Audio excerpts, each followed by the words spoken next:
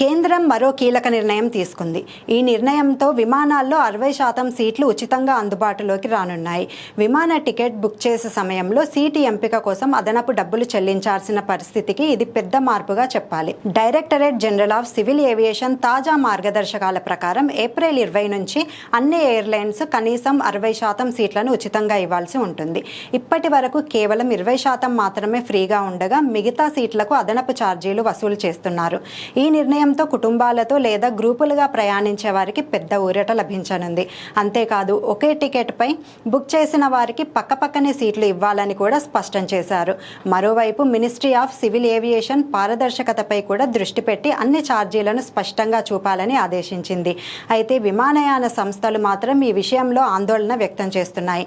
ఎందుకంటే ఈ మార్పుతో వచ్చే ఆదాయం తగ్గి టికెట్ ధరలు పెరిగే అవకాశం ఉందని చెబుతున్నాయి.